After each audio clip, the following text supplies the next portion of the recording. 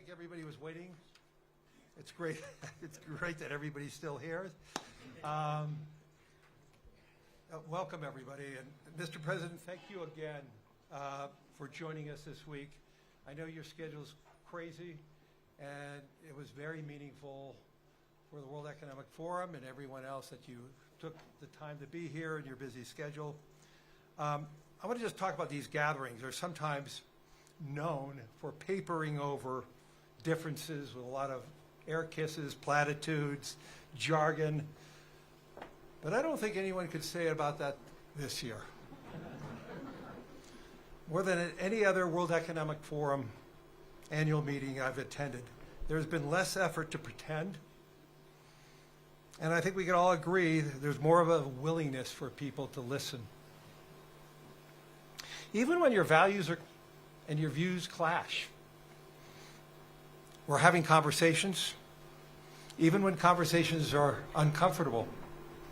And hopefully through those conversations we have better, deeper, more sincere understandings. So it's about a dialogue, and dialogues doesn't necessarily lead to agreement.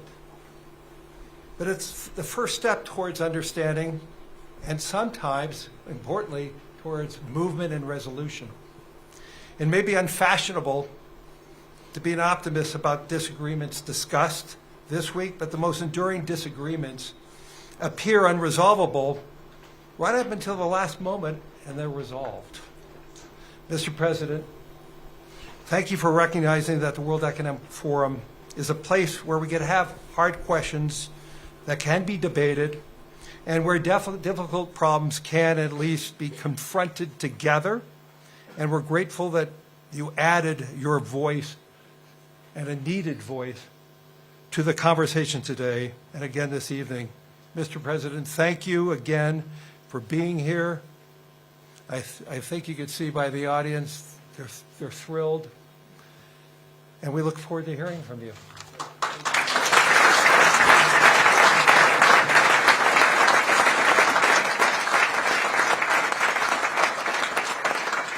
Well, thank you very much. And he's a hell of a guy, but we have an audience. I recognize so many. I know so many.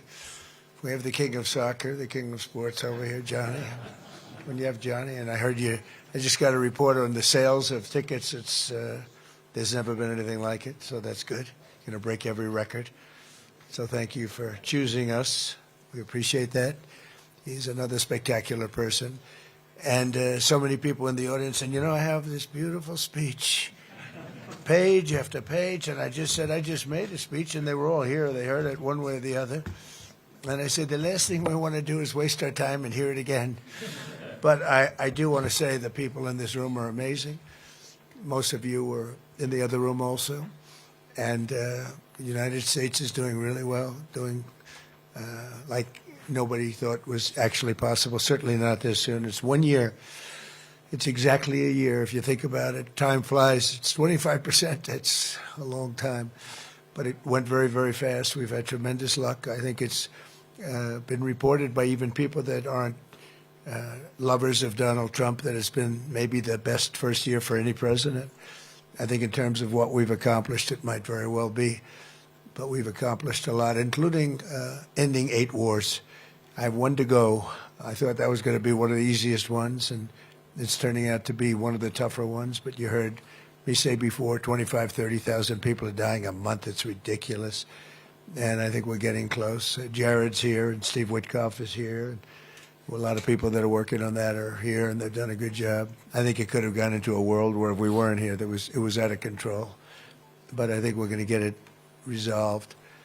And I'm doing it to save 30,000 people a month, if you can imagine. Your kid, I mean, take your son leaves home, waves to you, proud of him, you look so beautiful, and then 2 weeks later you hear he had his head blown off fighting Ukraine or fighting Russia. It's both of them. The total are averaging 30,000, actually 30,000 young people, generally soldiers, a little bit in towns, but for the most part it's soldiers.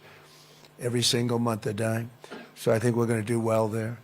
But we have Scott Bessent, who everyone knows, and Howard Lutnick, and these guys are doing a fantastic job with what we're doing.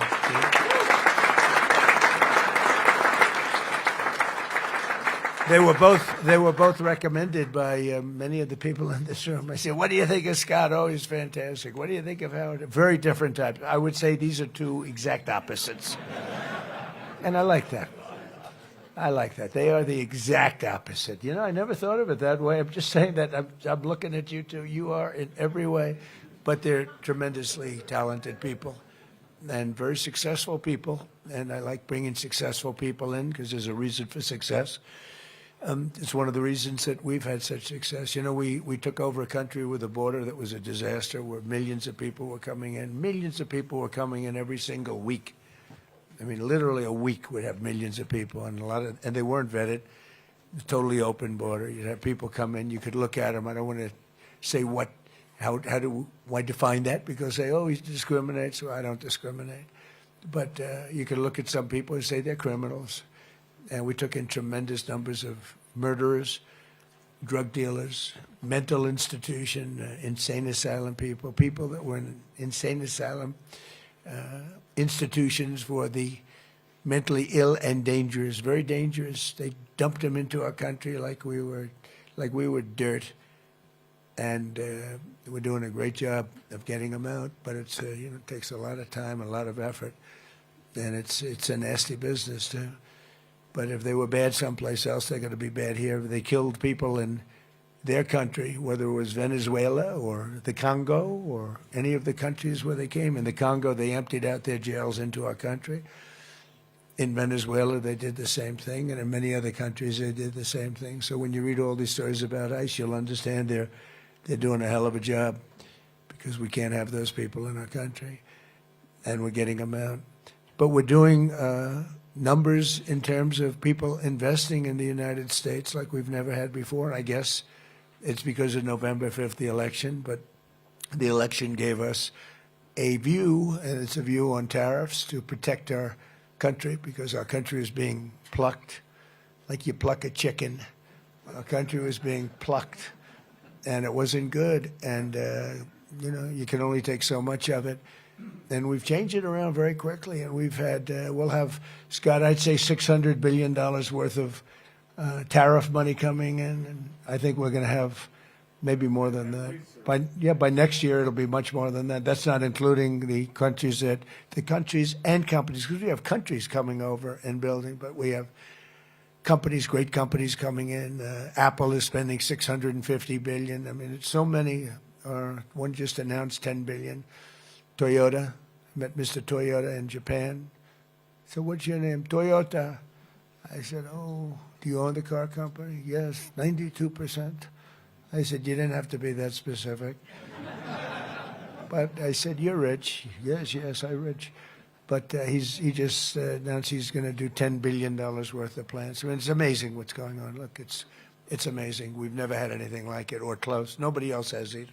So I think in terms of your investments, you're in great shape. I don't even ask anybody how you're doing now. It's like everybody is making so much money. Oh, look who I see, Tim. Hi, Tim Cook. He's been good for 650. Think of it, $650 billion. Okay, can you imagine? That's what he's going to be investing. More than that. I think it's going to end up being more. He's great. He's great. He's done some job. You have done really some job. And we have so many people in this room that have done a job. I don't know how many have done better than Tim, but some are right up there with you. You better get your ass moving, I'll tell you. But fantastic people. But I go around and I say, meet the biggest people, biggest business people. I say, congratulations. They say, on what? I said, you've doubled your net worth since I've been president, right? He said, yeah, even more than that. They would say even more. We're doing even better than that. And, we've given you a platform where you can really put your genius to work. We have a lot of brilliant genius people in this room, and you can put that genius to work. And it's an honor to do it. In a way, I'm jealous. In a way, I'm upset. A couple of people in the room, I can't stand them, and they've become very rich. There's nothing I can do about it. I would screw them if I could, but I can't do it. Right, Dina? I can't do it. I would, if I had a chance, or I could just take them and say, you can't do what Apple's doing. But you're not allowed to do that, Newt Gingrich, right? We can't do it. but I would love to do it, really. You know, it's one of those things. But everybody's making a lot of money, and everybody's investing money in the United States, and our jobs are through the roof. And I made a statement the other day, thank goodness for robots, because we're never going to have enough people to run all these places that are being built. And I think robots are actually going to be a very big business. I think it's going to be surprisingly big, but I think we're going to need it. We're going to need it. So we have a country that's becoming very safe. We had the best crime numbers that we've had ever in recorded history. Perhaps they were better 100 years ago, I'm not sure, but the recorded history is 67 years, and in 67 years they had the best numbers, and that's despite having a lot of people in the country that shouldn't be here, that we're getting out. But we've got tough law enforcement, smart law enforcement, and patriotic law enforcement. You know, they've been amazing. One example is Washington, D.C. You couldn't walk down the street in Washington. You get mugged, you get killed. They were losing 100 people. Think of it, 100 people a year, and dead. You call up the parents. They come in from Iowa. They come in from Indiana to see the Washington Monument, and they end up being killed. It's not happening anymore. And I said in the other room, people are going to dinner. They're meeting their wives in the middle of the street, and they're walking across the street to have dinner. New restaurants are being built at records that nobody's ever seen. They were closing. We lost half of the restaurants in the last 4 years during the Biden administration. Now they're all opening again. I even went to have a dinner just to show, I guess, to make a point. I went to a restaurant in Washington. I walked right down the middle of the street. I wouldn't say that Secret Service was thrilled, but if I did it a year before, believe me, it wouldn't work. Here's my other friend, Hussein. How are you? Okay? Are you good? Boy, you got a lot of good people here. This is a very good place. But so it's amazing what's happened there. Memphis is amazing. When you go to Louisiana, what we've done there has been incredible. Always much more helpful if we could have a little participation. In the case of Louisiana, we have Jeff Landry, the governor, Republican governor. We have a couple of Democrat governors. We have a couple of Democrat mayors who very quietly are begging us for help, and we're making them all look very good. But I would do it if I were a Democrat, if I were a mayor or a governor. I'd be saying, Mr. Trump, could you quietly come over here and would you do this, President, for me? Send about 1,000 troops in here, and we do it fast, and we get rid of the criminals, and it's amazing how effective. You know, I didn't campaign on this. I campaigned on law and order, but I didn't know it would be this type of law and order. But the cities, some of these cities, we've lost these cities, and we're bringing them back, and we're bringing them back quickly. Washington took us literally 6 weeks to make it safe and 8 weeks to make it really safe, and now it's really safe. And I don't know, you know, some people disagree, but I like seeing those big, strong soldiers. You know, we won in the Supreme Court a very important case, merit. Our country was built on merit, and then all of a sudden we got away from that. And people with A averages and high college boards and everything were not able to get into colleges, and people that had C averages and low college boards were getting in. And, you know, it's not fair, but our country is based on merit. The whole concept and the whole system only works on merit. It doesn't work on anything else. And our military works now on merit. And when you see the soldiers in the street in Washington or in Memphis or in New Orleans or in some of these places, including Chicago, you know, we have crime down in Chicago despite the fact that we have an idiot governor and a mayor very low IQ person. He's a low IQ person. And it's amazing. You have these wonderful, beautiful black women with Make America Great Again, MAGA caps on. They're all over Chicago. They want MAGA to come in. And we went in a pretty quiet way as opposed to the way we did it in Minnesota. You know, in Minnesota, we took out over 10,000 hardline criminals, people with big convictions that came in here that shouldn't be here, brought them back to countries. In some cases, we bring them to jails because if you bring them back to the country, they'll find a way, despite the strong borders, they'll find a way in because a lot of them are really evil, but they're not stupid. So we're doing a real job. The country's the hottest country anywhere in the world, the best place to invest.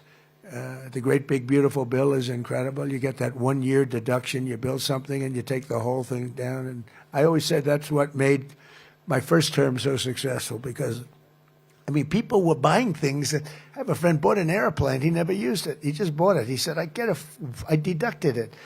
He's on the plane. I think he's got, Steve, you could buy it. He's got about 4 hours on the plane. It's been 3 years. I think it would be a great plane to buy, actually, because he'll never use it. But it really spurred people to do things and do projects that they really would have delayed or held. And the beautiful thing about the great big beautiful bill, the one that we just did, is over there you had a 2-year window to do it. Now we have a 10-year window, which I hate to tell you because people will take their time. So in one way, I didn't want that. I call that not good, but it is good ultimately. Think of it, it gives me a chance to use it if and when I ever get out of this position. There's a big question. It gives me a chance to use it. Otherwise, I'd be precluded. That would be terrible, right? But it's 10 years. But you're able to, you build something, you build a factory, you write the whole thing off 1 year. Nobody's ever thought that was possible. It was always 38, sometimes 40, sometimes 41 years. You get a little here, a little there, nothing. You write it all up. So it's been really amazing. And you are the people that made it happen, really. Largely it's you and a group of others. Not a lot more. I mean, the people here, I guess because of Larry, the people that came to this event, it's really incredible. I wasn't sure how it was going to turn out. We had somebody, as you know, that ran it for many, many years, and I'm not sure what happened there, but I figured, well, that's all right. They had a hell of a run in Davos. Then I heard Larry was taking it over, more or less, and he called me. He said, would you do me a favor? Would you be there? And we've had some great business dealings together, and he's great. He's one of you. He's one of the greats, and it was an honor. We had a good speech. We got great reviews. I can't believe it. We got good reviews in that speech. Usually they say he's a horrible dictator type person. I'm a dictator, but sometimes you need a dictator. But they didn't say that in this case. And no, it's common sense. It's all based on common sense. It's not conservative or liberal or anything else. It's mostly, I'd say 95% common sense, and that's what we have. So I just want to thank everybody for being here. It's such an honor.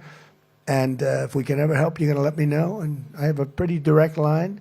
Marco Rubio's here, too. He's done a fantastic job as Secretary of State. He'll go down as maybe the best Secretary of State if he keeps going like he's going. That's a big question. I don't know that he will, but for the first year, he's headed to the top. And I just want to thank everybody very much for being here. Thank you very much. Take care of yourselves. Thank you.